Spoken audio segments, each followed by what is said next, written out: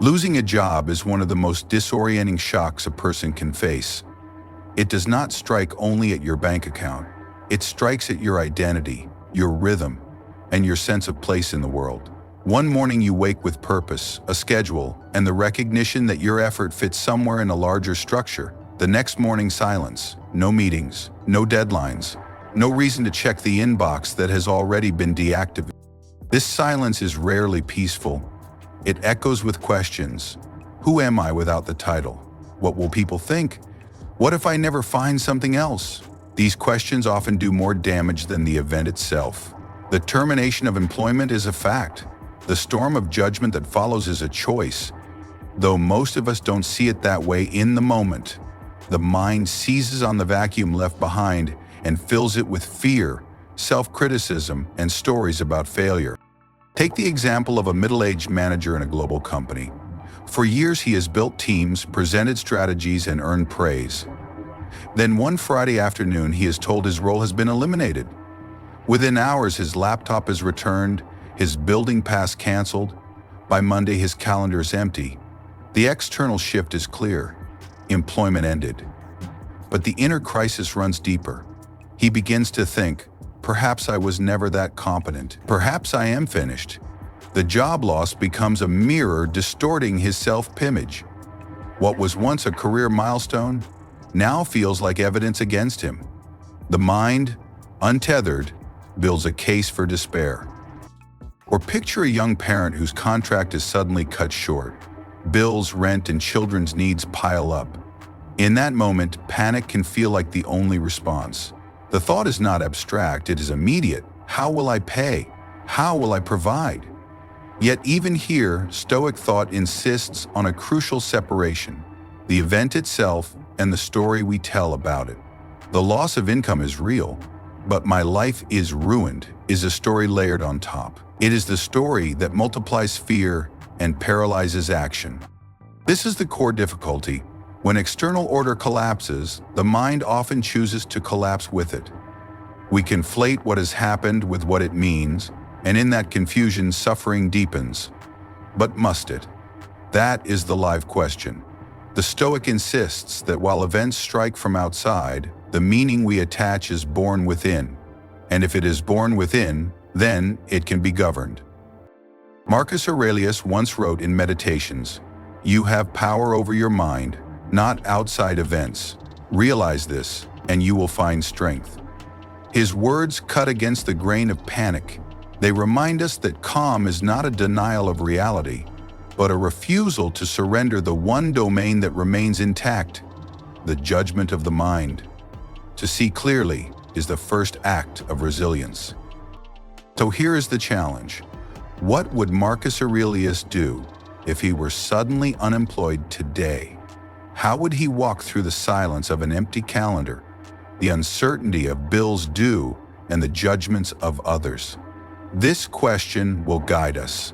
And to answer it, we must first look at the roots of our panic, the hidden causes that make job loss feel like more than it is.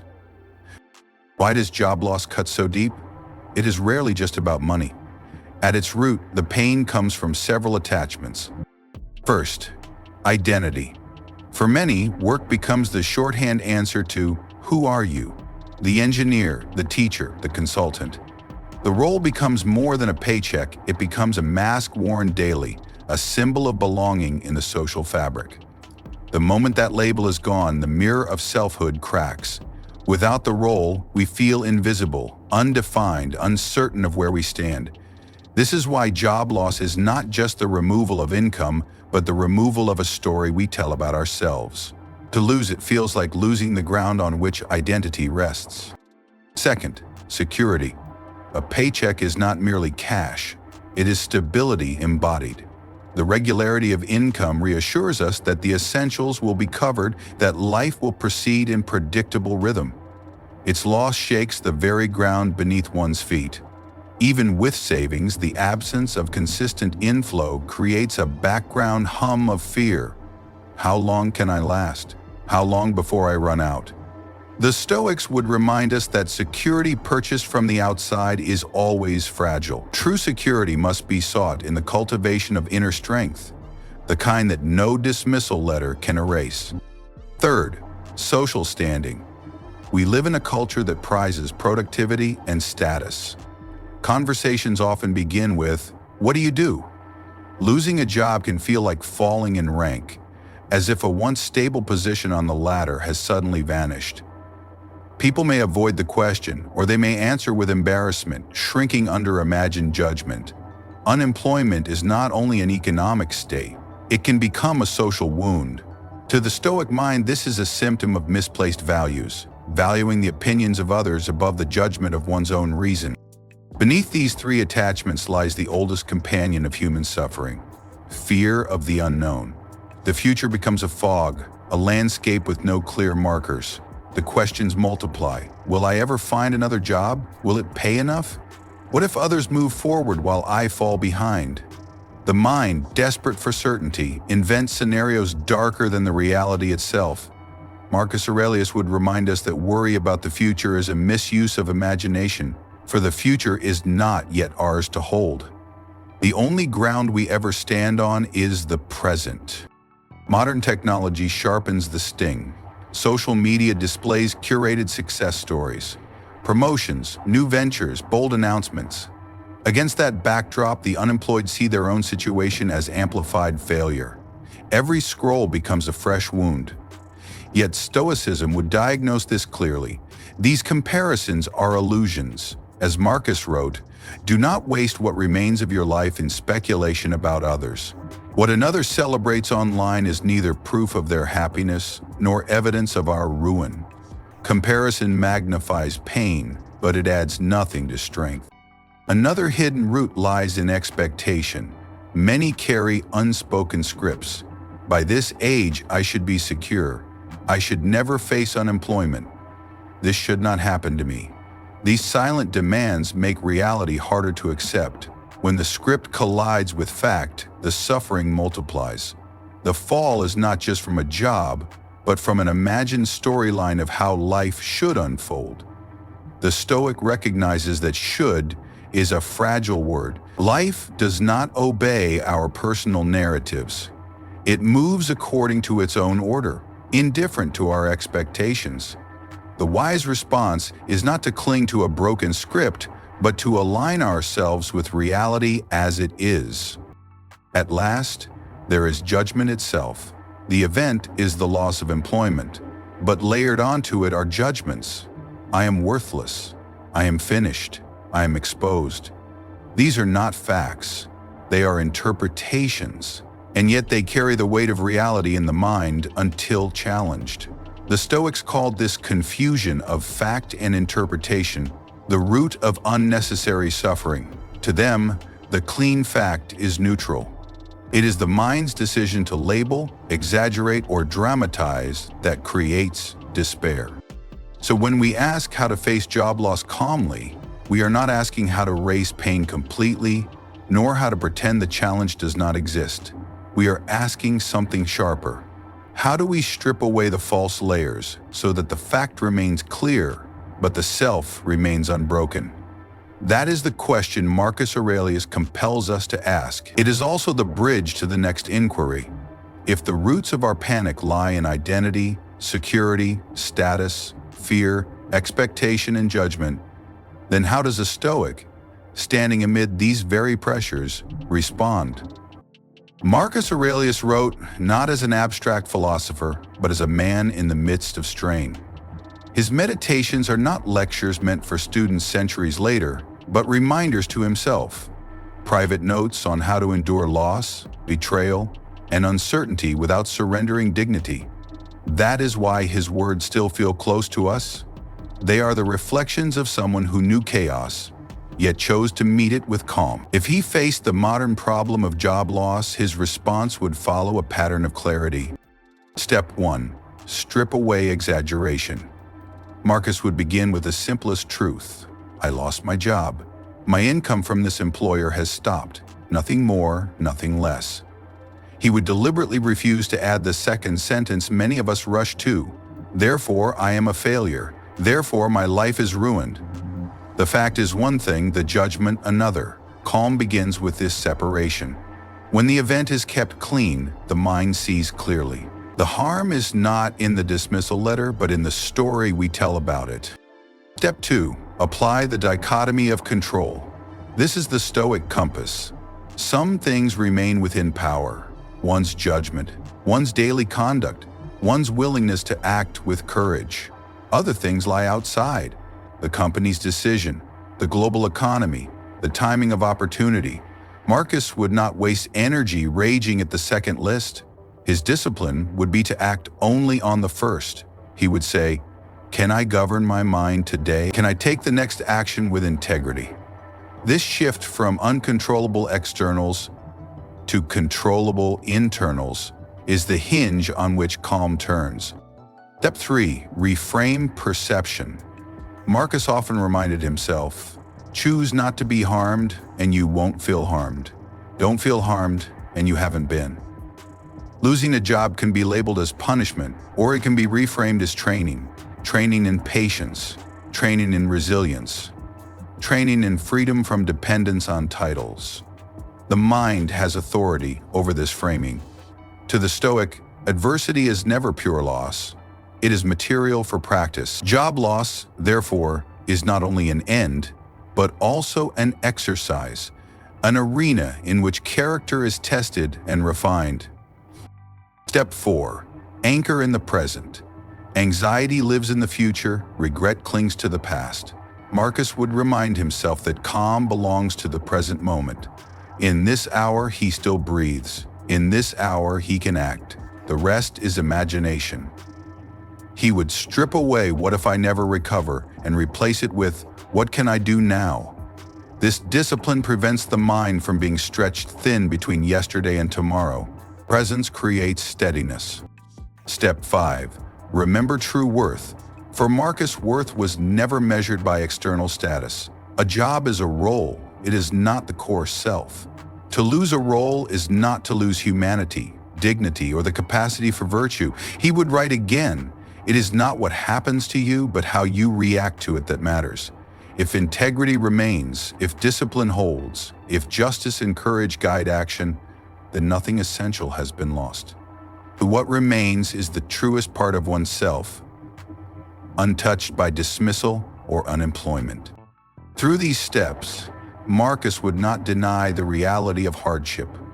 The bills are real, the uncertainty real, the pain undeniable, but he would deny hardship the power to break his mind. That is the Stoic difference. Events may wound the body, alter circumstances and close doors, but the mind remains free, if it chooses to remain free. This inner freedom is the ground of calm, and so the question naturally follows. If Marcus could hold his composure amid such storms, what does that tell us about the wider Stoic framework? To answer, we must look deeper into the structure of Stoic practice, the disciplines of control, perception, action, and virtue that turn philosophy into a way of life. What Marcus does in response reveals the wider Stoic framework. His method is not a set of detached ideas, but a structured way of engaging reality with reason and discipline. To see this clearly, we must examine the 4 cornerstones of Stoic practice: control, perception, action, and virtue. The dichotomy of control. This is the foundation. Job loss demonstrates vividly how little control we hold over external events. A decision made in a boardroom, a shift in the market, or an unexpected restructuring can undo years of effort in a single announcement. To resist this fact is to exhaust oneself. But the Stoic insists, what lies within remains untouched. Judgment, intention, and choice are sovereign territories. Marcus Aurelius constantly reminded himself that freedom does not disappear with changing circumstances, for freedom lies in the ability to direct one's mind. To accept that externals are unstable is not defeat, it is clarity. It allows energy to be reserved for what is truly one's own. The discipline of perception. Our interpretation can either sharpen or soften the sting. The raw fact of unemployment is neutral. The coloring we add defines the emotional weight. To say this is catastrophic is to surrender to fear. To say this is difficult but an opportunity to train resilience is to reclaim agency.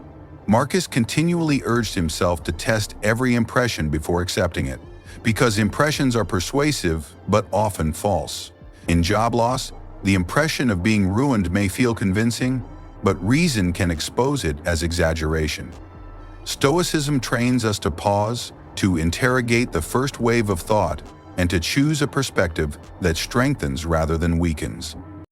The discipline of action. Stoicism is often misunderstood as withdrawal, but in truth it demands practical engagement.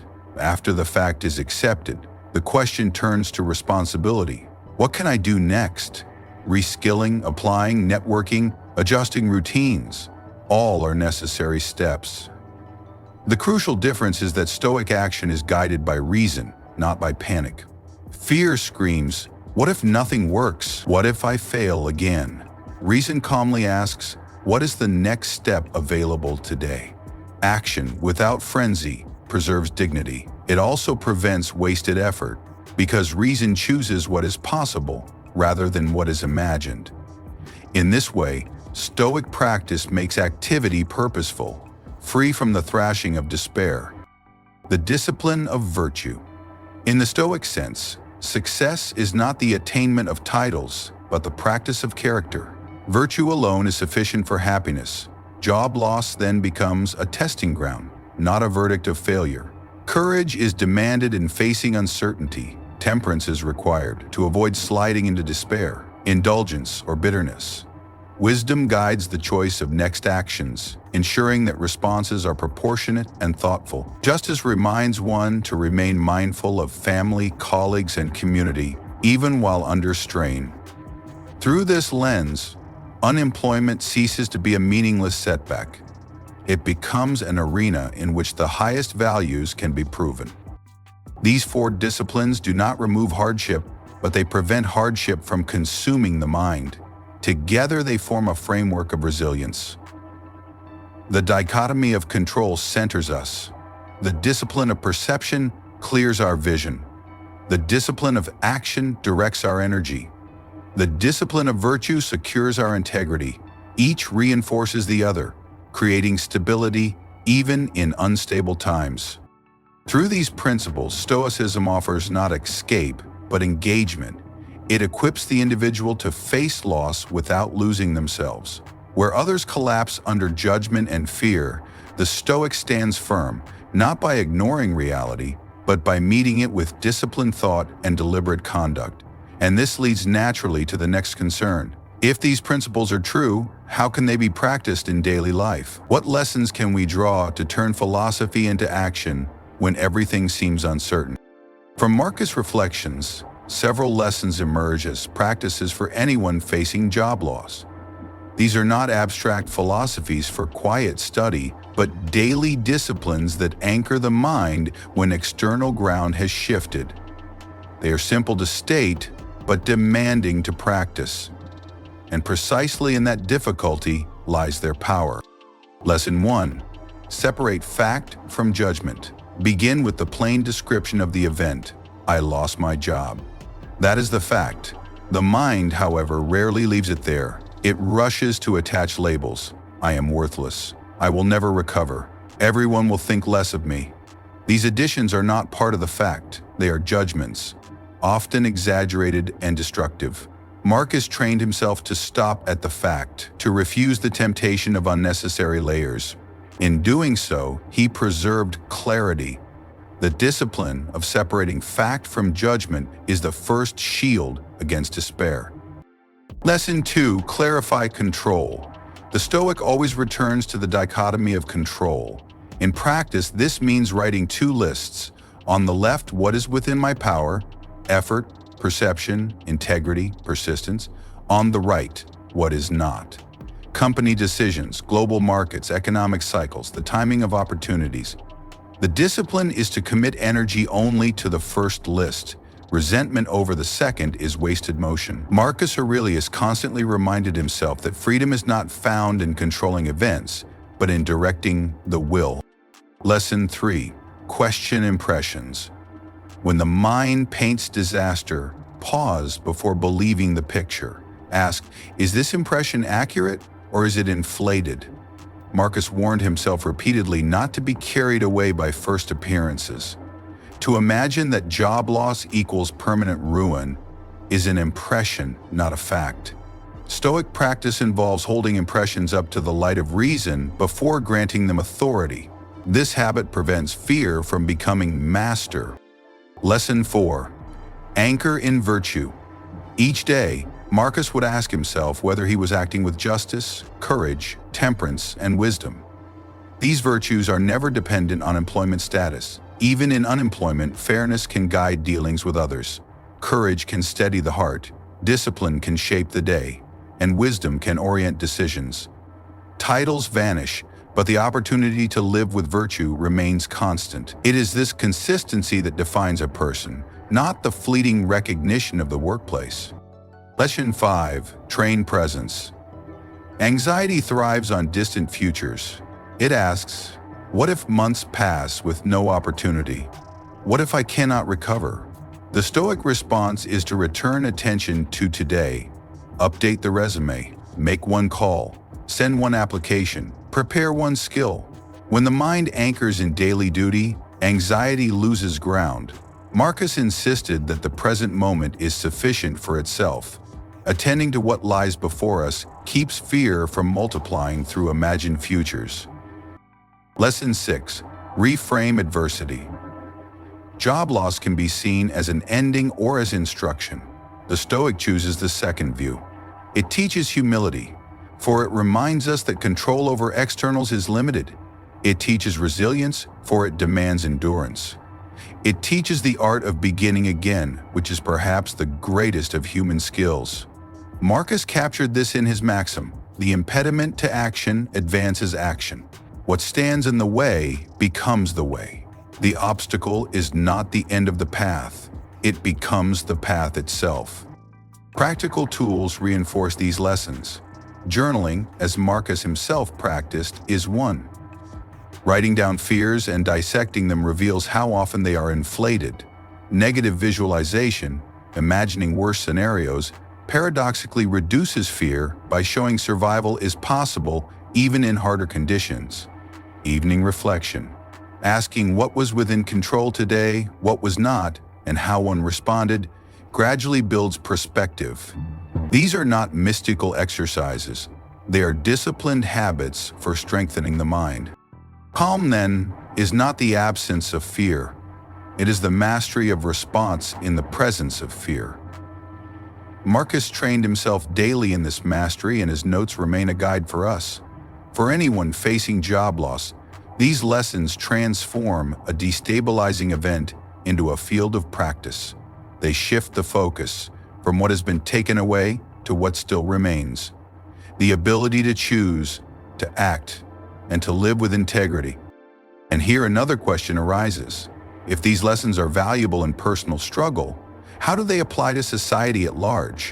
What does Stoicism offer not only to the individual searching for work, but to a world where instability has become the norm?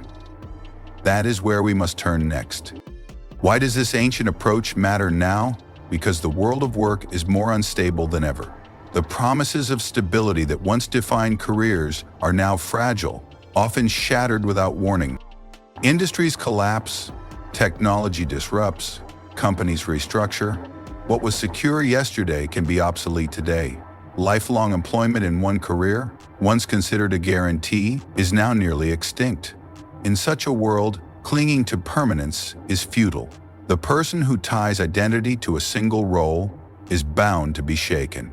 Resilience, not certainty, becomes the true currency of survival. Stoicism provides that resilience. It tells us to expect disruption, to regard change not as anomaly but as part of the order of things. When disruption arrives, we are not blindsided. Instead of reacting with outrage, we accept that instability is woven into life itself. Stoicism reminds us that worth is not tied to titles, salaries, or positions, but to reason and virtue. It directs energy away from rage at externals and toward mastery of self. This shift is not denial, it is preparation. It gives us the strength to move when circumstances demand it. There is a downright law of destiny. It is law. In practice, this philosophy shields modern professionals from despair. Imagine two employees laid off on the same day. Both receive the same letter. Both lose the same income. The first collapses, consumed by resentment and fear. He curses the company, replays every moment of injustice, and becomes paralyzed by uncertainty. The second, practicing Stoicism, accepts the fact, guards judgment, and calmly begins the next step. She updates her resume, calls a contact, and structures her day around what she can control. Both face the same event, but one is destroyed while the other endures. The difference lies not in fortune, but in philosophy. The same applies to financial markets, political shifts, and technological upheavals. Stoicism does not promise to prevent these storms. It promises to prepare the mind for them. Marcus Aurelius reminded himself that change is not an interruption of life, it is life. To resist this truth is to live in constant anxiety. To accept it is to live with steadiness, even in uncertainty. On a collective scale, Stoicism could also shape communities. Imagine a culture where people, though unemployed, still act with dignity, support one another, and refuse to descend into panic. Economic storms would still come, but society would fracture less. When individuals ground themselves in reason, fear spreads less quickly. Calm individuals build calm families build calm communities, and calm communities endure shocks without tearing apart. Stoicism, in this sense, becomes not only personal philosophy, but social medicine. It also counters the cultural obsession with comparison.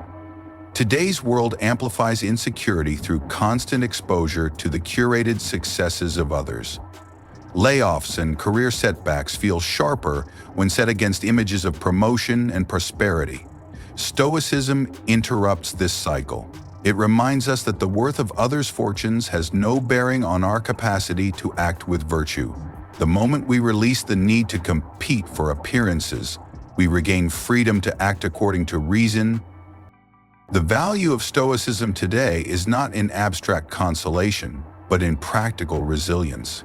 It grounds us in what endures when everything else shifts. Titles vanish, industries transform, technologies render skills outdated, yet the capacity for integrity, courage, self-discipline, and wisdom remains. This is what cannot be outsourced, automated, or eliminated. And so, in the turbulence of modern work, Stoicism offers both shield and compass. It shields the mind from despair by refusing to give externals power over judgment. It guides the will toward constructive action, rooted in virtue. It prepares individuals not to cling to permanence, but to move with resilience through instability. This is why Stoicism matters now more than ever. It is not nostalgia for ancient wisdom, but recognition of a living method fit for a volatile age. It is not only a survival strategy for individuals, but a stabilizing force for societies. And as we move forward, the question becomes clear. If Stoicism can preserve dignity in disruption, how can we embody its principles daily so that when change strikes again, as it surely will, we remain unshaken? To lose a job is painful, but it is not fatal. It can unsettle routines, shake confidence, and awaken fear. Yet Marcus Aurelius's way shows that external events, however severe, cannot touch the soul unless we allow them to. What is taken from us is often external, a title, an income, a role. What remains is internal, the faculty of reason, the freedom of judgment, the capacity for virtue. By separating fact from judgment, focusing on what is within our control, reframing perception, and living by virtue, calm is possible even in upheaval. The promise of Stoicism is simple. Control returns to its rightful place, the mind. When we keep the mind steady, no dismissal letter can remove dignity, no financial setback can erase integrity. In times of instability, this inner command is not a luxury but a necessity. Without it, we are thrown into chaos by every change. With it, we remain anchored even while the storm rages around us. Practiced daily, this discipline transforms panic into composure, despair into training, silence into clarity. What feels like loss can become material for growth. Marcus Aurelius wrote, "Not to escape the burdens of life, but to meet them with steadiness."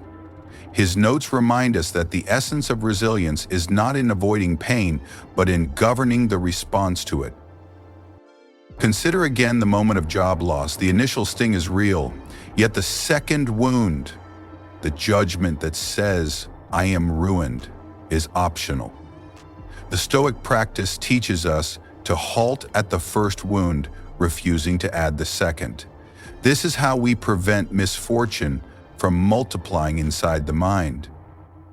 When we act with this clarity, even hardship becomes a teacher. Stoicism also reminds us that identity does not rest on externals. To be called manager, engineer, or teacher is temporary. To act with justice, courage, self-control, and wisdom is permanent. These virtues define us more deeply than any resume ever could. In the end, character outlasts circumstance. This perspective is not meant to erase the challenge of paying bills or finding new work. It does not promise ease.